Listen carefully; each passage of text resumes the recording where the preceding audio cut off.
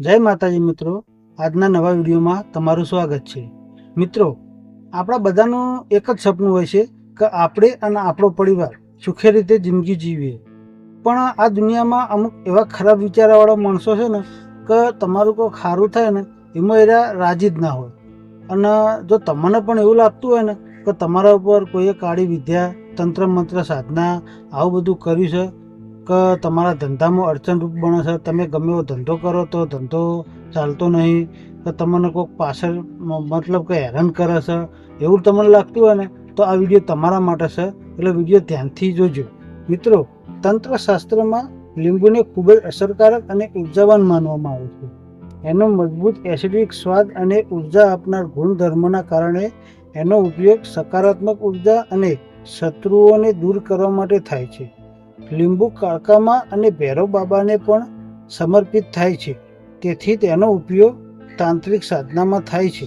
લીંબુ ફક્ત ખોરાક માટે જ ઉપયોગી નથી, એનો ઉપયોગ દુશ્મન, નકારાત્મક ઉર્જા, તંત્રમંત્ર દોષો, કોઈની ખરાબ નજર અને ધંધામાં આવતી અડચણો પણ દૂર કરે છે।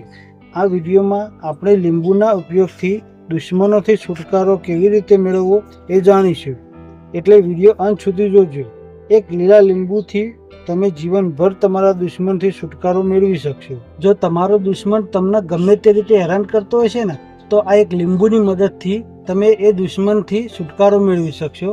એટલે જો અત્યારે શું કે દુશ્મનો સામી સાથી આવે ને તો આપણે એને પોકી વળીએ, પણ અમુક એવા દુશ્મનો હોય છે કે એ દુશ્મનો પાછળથી ઘા કરતા હોય, એટલે આવા દુશ્મનોને આપણે પોકી ના વળીએ। એટલે એવા દુશ્મનોને પોકી વળવા માટે શું કરવું પડે, તમારે શું કરવાનું, એક લીલું લીંબુ લેવાનું અને એ લીંબુમાં કોઈ પણ ડાઘ ના હોવો જોઈએ।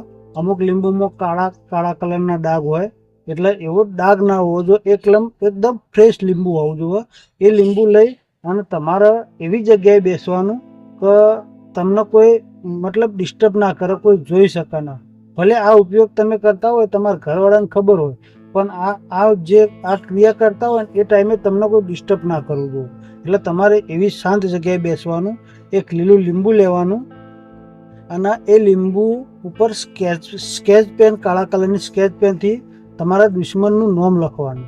એટલે અમુક લોકો પાછા કોમેન્ટ કરશે કે દુશ્મનનું નામ ના ખબર હોય તો, જેમ કે પાછળથી ઘા કરતા હોય એ દુશ્મનનું નામ કોઈને ખબર ના હોય, એટલે જો દુશ્મનનું નામ ના ખબર હોય એવા દુશ્મન હોય તો એ લીંબુ ઉપર ખાલી સ્કેચ પેનથી દુશ્મન લખી કાઢવાનું।